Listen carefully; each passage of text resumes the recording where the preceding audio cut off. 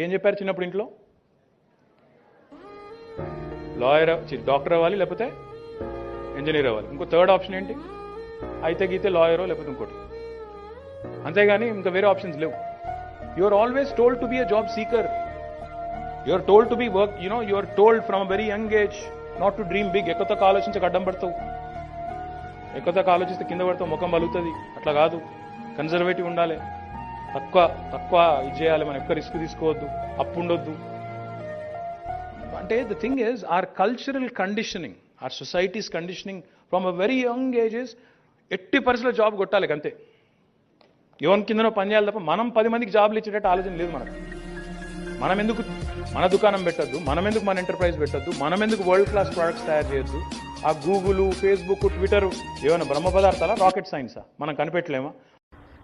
అధికారం పోయినా బలుపు మాత్రం తగ్గలేదు.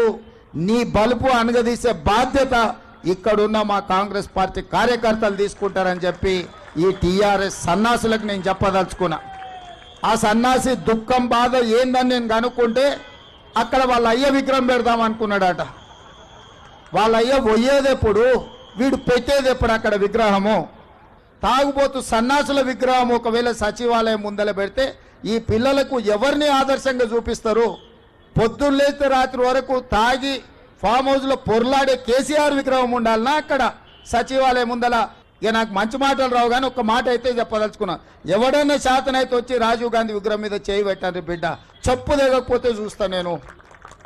అసెంబ్లీ ఎన్నికల్లో 39 సీట్లు ఇస్తే పార్లమెంట్లో వస్తే 7 సీట్లలో డిపాజిట్ పోయింది, 15 సీట్లలో థర్డ్ ప్లేస్లో వచ్చిన సన్నాసి నీ పార్టీ మళ్ళీ అధికారంలోకి వస్తుందా? నీవు మళ్ళీ రాజీవ్ గాంధీ విగ్రహాన్ని తీస్తా అని మాట్లాడతావా? చింతమడకకు పోతావు బిడ్డ. నువ్వు అనుకుంటున్నా ఈ చింతపండు అవుతుంది అక్కడికి గిన వస్తే.